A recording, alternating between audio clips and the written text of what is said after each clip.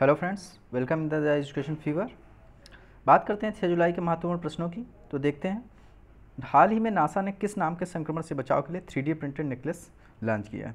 तो ये necklace launch किया है पल्स नाम से। तो इस नेकलेस को लॉन्च किया है नासा ने।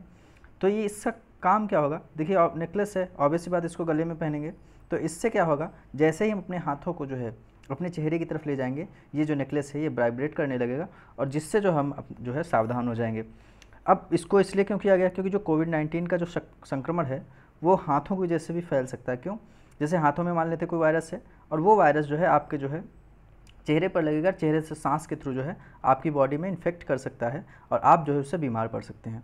तो जैसे ही आप जो है अपने हाथों को सर की तरफ ले जाएंगे, मुंह की तरफ ले जाएंगे, ये जो है वाइब्रेट होने लगेगा। तो इसको किया किसने है? अभी नासा ने बनाया है। और नासा की बात करें तो इसकी स्थापना हुई थी 1958 में और इसका जो हेड हैं इस समय जो एडमिनिस्ट्रेशन है वो कौन है? जिम बेटेस्टाइन। ठीक है, इसे याद रखिएगा।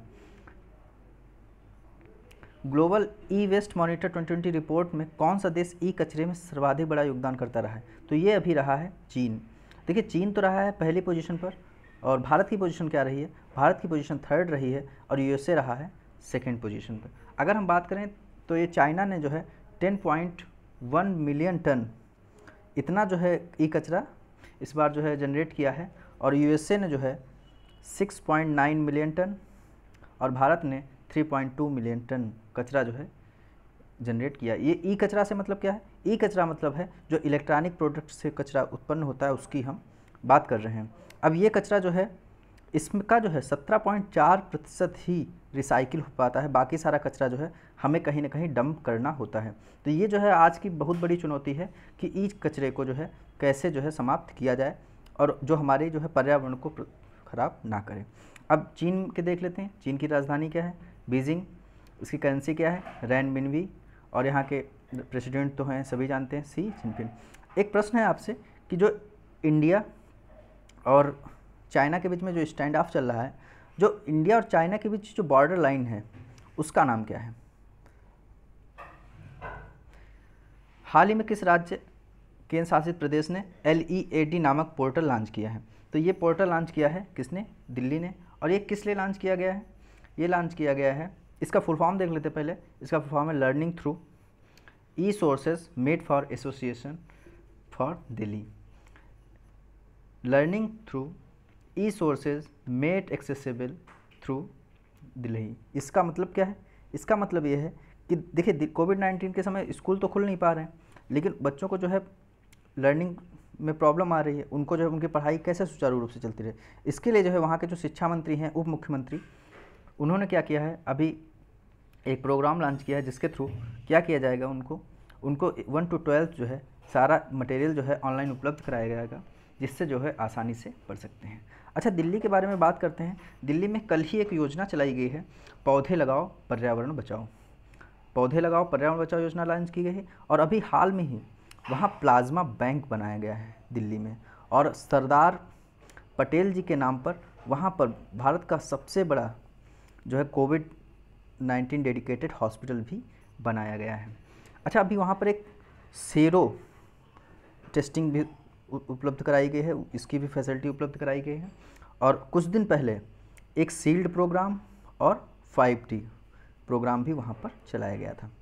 ठीक है, किस भारतीय खिलाड़ी ने PSD bank not tennis tournament जीता है? तो ये जीता है सुमित नागल ने। ठीक है, ये जो है कहाँ हुआ था? अच्छा, हम बात करते हैं राहुल द्रविड़ की। तो राहुल द्रविड़ जो है, इनको अभी क्या हुआ है, लास्ट 50 ईयर का जो बेस्ट टेस्ट प्लेयर है वो अवार्ड से इनको सम्मानित किया गया है। और ये किसके द्वारा किया गया है? ये विजडन द्वारा किया गया है।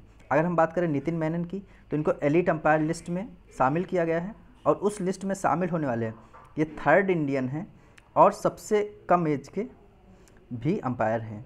रविंद्र जडेजा की बात करें तो रविंद्र जडेजा जो है विजडन में जो है मोस्ट वैल्यूएबल प्लेयर के रूप में सम्मानित किए गए हैं। बलराम योजना किस राज्य में लागू की गई है? तो बलराम योजना लागू की गई है उड़ीसा में। अब इससे क्या होगा इस योजना से? देखिए, वैसे तो किसानों के लिए कर्ज देने की कई सारी स्कीमें चल रही हैं, लेकिन अधिकतर उन्हीं किसानों को कर्ज मिल पाता है जिनके नाम, किसान मतलब जिसके नाम पास कृषि योग्य भूमि है। लेकिन अब उन लोगों को भी कर्ज मिल सकेगा जिनके पास कृषि नहीं है, क्योंकि बहुत सारे ऐसे भी किसान हैं जिनके पास कृषि योग्य भूमि नहीं है। तो भूमिहीन किसानों को भी ऐसी सुविधाएं मिल सकेंगी, जिससे उनको जो है आगे की प्रकार में जो है कृषि करने में सुविधा रहेगी। अच्छा, अगर हम बात करें उड़ीसा की, तो यहाँ के जो राजधानी क्या है, भुवनेश्वर, और यहाँ के जो है सीएम है नवीन पटनायक। और नवीन पटनायक को अभी एक पुरस्कार मिला था, उसका नाम है पेटा का द हीरो टू एनिमल पुरस्कार। अच्छा, ये मिला क्यों था द हीरो टू एनिमल पुरस्कार? देखिए, कोविड-19 के दौरान सभी राज्यों ने कुछ ना कुछ जो है बजट अलॉट किए थे, सभी प्रकार की स्कीमें लॉन्च की थी। इन्होंने जो है वहाँ जो बाहर रहते हैं जानवर हैं, उनके लिए भी इन्होंने एक अलग से बजट अलॉट किया था, इसलिए इनको जो है पेटा का the hero to animal award से पुरस्कार दिया गया था। ठीक है, अगर यहाँ की कुछ और बात करें, अभी देखिए वंदे उत्कल को इन्होंने क्या बना दिया है, वंदे उत्कल को इन्होंने राष्ट्रीय जो है गीत बना दिया है अपने राज्य का। और विशेष आजीविका हस्तक्षेप योजना भी यहाँ चलाई गई है। और ये जो है योजना एक और चलाई गई है यहाँ पे, मो प्रतिभा पहल, मो जीवन पहल, मो नाम से जितनी भी हों वो कहाँ चलाई गई हैं, वो उड़ीसा में ही चलाई गई हैं। ठीक है, CMFRI central marine fisheries research institute, पहली चीज़ तो ये स्थित है कोच्चि में, इसे याद रखिएगा। CMFRI central marine fisheries research institute, इसकी एक रिपोर्ट आई है जिसमें मछली उत्पादन में कौन सा राज्य शीर्ष पर रहा है। देखिए, पहले स्थान पर रहा है तमिलनाडु, और इसने क्या बताया है कि 2.1% की ग्रोथ के साथ में ये फर्स्ट पोजीशन पर रहा है, और सेकंड प्लेस पर रहा है गुजरात, और थर्ड पर रहा है केरल। ठीक है, तो ये तीनों पोजीशन याद रखिएगा। अगर मैं बात करूं तमिलनाडु की, तो तमिलनाडु के लिए अभी जो तंजावुर जो नेट्टी वर्क्स था और एराम्बुरबुड, इसको जो क्या दिया गया, अभी GI टैग दिया गया है। कदलई मिठाई जो कि मूंगफली और जो है मिठाई से और कई तरीके से मिलकर बनाई जाती थी, जो इसको किट्टी भी बोल सकते हैं, उसको भी जो क्या दिया गया है, GI टैग दिया गया है। और यहाँ के जो CM है वो कौन है, एडापट्टी के पलानी स्वामी। ठीक है, ये तो बात हो गई भारत की। अगर वर्ल्ड में बात करें तो वर्ल्ड में कौन सा मछली उत्पादन में फर्स्ट पर है, तो फर्स्ट पर है चाइना, सेकंड पर है इंडोनेशिया, और थर्ड पर है हमारा प्यारा देश भारत। तो इतना याद रखिएगा। तमिलनाडु से एक प्रश्न और याद रखिएगा। देखिए, तमिलनाडु क्रिकेट बोर्ड की जो महिला अध्यक्ष बनी है, और ये पूरे भारत की पहली महिला अध्यक्ष बनी है, इनका नाम क्या है, रूपा गुरुनाथ। ठीक है, इसे याद रखिएगा।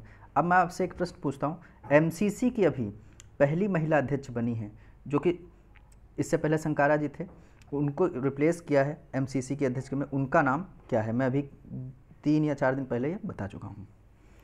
2020 का डायना पुरस्कार किसे दिया जाता है?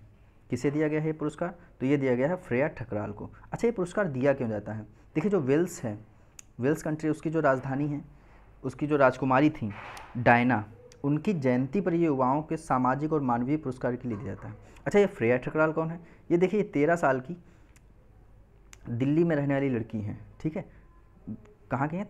दिल्ली की, 13 ईयर एज है इनकी। तो इनको ये पुरस्कार दिया क्यों गया है? देखिए, इन्होंने एक ऐप बनाया है। क्या बनाया है? रिसाइकलर एप्लीकेशन बनाया है, जिसके द्वारा क्या किया जाएगा, जो भी लोग कचरा फेंकते हैं या जो लोग कचरा डिकम्पोज नहीं कर पा रहे हैं, क्योंकि बड़े शहरों में जो है कचरा फेंकने की समस्या आती है, जो लोग कचरा जो है डिकम्पोज नहीं कर पा रहे हैं, तो इस वजह से वो जो है अच्छे से जो है उनका कचरा एकत्रित किया जा सकेगा और जो उसे जो है यूटिलाइज किया जा सकेगा। इसलिए इनको ये पुरस्कार दिया गया है, डायना पुरस्कार, फ्रेया ठकराल को। अगर हम बात करें कृतिका पांडे को, तो इन्होंने शॉर्ट स्टोरीज़ के लिए जो है एशिया रीजन का पुरस्कार दिया गया है, और शोभा सेगर को मेडल ऑफ द ऑस्ट्रेलिया से सम्मानित किया गया है, और सिद्धार्थ वरदराजन, इनको जो है freedom of the speech award से सम्मानित किया गया है। ये बहुत इंपॉर्टेंट है, Siddharth Varadarajan freedom of the speech award से सम्मानित किया गया है। विश्व प्रसिद्ध श्रावणी मेले को किस राज्य ने स्थगित कर दिया है? देखिए, जो श्रावणी मेला है वो होता था झारखंड में, और इसको अभी कैंसिल कर दिया है। किसने? इसको कैंसिल कर दिया, झारखंड सरकार ने। ये हमारे जो ये श्रावणी मेला है, ये कहाँ लगता था? ये देवघर में लगता था, और देवघर में जो है, जो भगवान शंकर के 12 ज्योतिर्लिंग में से एक ये उसमें मंदिर है, और यहाँ पर जो है इस मेले को अभी हाल में ही कोविड-19 की वजह से कैंसिल कर दिया गया है। अभी मैं बताऊं, अगर असम की बात करूं तो असम में एक मेला लगता था अम्बुबाची मेला, इसको भी हाल में ही कैंसिल कर दिया गया था। जम्मू कश्मीर की बात करूं तो यहाँ पे लगता था खीर भवानी मेला, तो खीर भवानी मेला को भी कैंसिल कर दिया गया था। ठीक है, तो इसे याद रखिएगा। अगर हम बात करें झारखंड की, तो झारखंड के जो मुख्यमंत्री हैं वो कौन है, हेमंत सोरेन, और यहाँ की जो गवर्नर हैं वो हैं द्रौपदी मुर्मू, और यहाँ की जो राजधानी है वो है रांची। ठीक है, इसे याद रखिएगा। अच्छा, यहाँ से एक जीआई टैग की बात कर लेते हैं। देखिए यहाँ की एक पेंटिंग थी सोहराई खोवर, इसको अभी क्या दिया गया है, इसको जीआई टैग दिया गया। जो दीवारों पर खासकर पेंटिंग होती हैं चित्रकला की, उसको जो है जो वही उसी तरीके की ये पेंटिंग होती हैं, सोहराई खोवर, इसको क्या दिया गया, अभी जीआई टैग दिया गया है।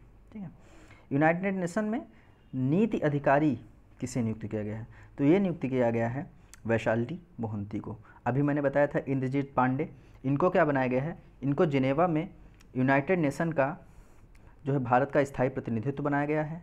और टीएन त्रिमूर्ति कौन है, ये टीएन त्रिमूर्ति जो हैं ये यूनाइटेड नेशन में भारत का स्थायी प्रतिनिधित्व बनाया गया है। देखिए ये तो इंद्रजीत पांडे जिनेवा में बनाए गए हैं, लेकिन ये यूनाइटेड नेशन में ही बनाए गए हैं। अच्छा, के सैलजा कौन है, के सैलजा का भी संबंध यूनाइटेड नेशन से रहा है।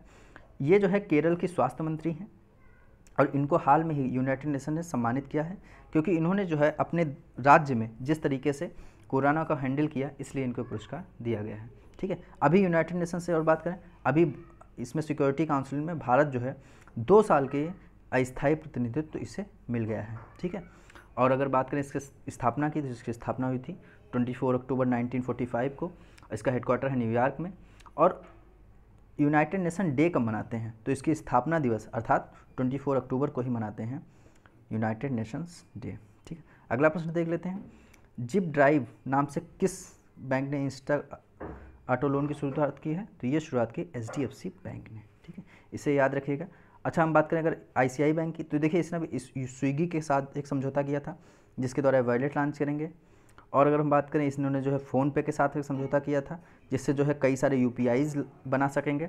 और अभी इन्होंने एक इंस्टा फ्लैश कैश भी लॉन्च किया था। क्या लॉन्च किया था, इंस्टा फ्लैक्सी कैश। इसके द्वारा क्या होगा, जो लघु जो है मतलब जो मीडियम सैलरी अकाउंट्स होते हैं, उनको जो है ये क्या करेंगे, लोन EMIs प्रोवाइड करा सकेंगे। ठीक है, येस बैंक के बारे में बात करें, तो येस बैंक को अभी जो है एक इन्होंने एक लॉन्च किया है, क्या, युवा पे ऐप। ठीक है, इसके द्वारा ये जो है एक वॉलेट ऐप है, जैसे फ़ोनपे और पेटीएम है। ठीक है, तो अगर ये वीडियो आपको अच्छा लग रहा है तो इसको जो है शेयर कीजिए लोगों तक, और लाइक कीजिए, सब्सक्राइब कीजिए। धन्यवाद।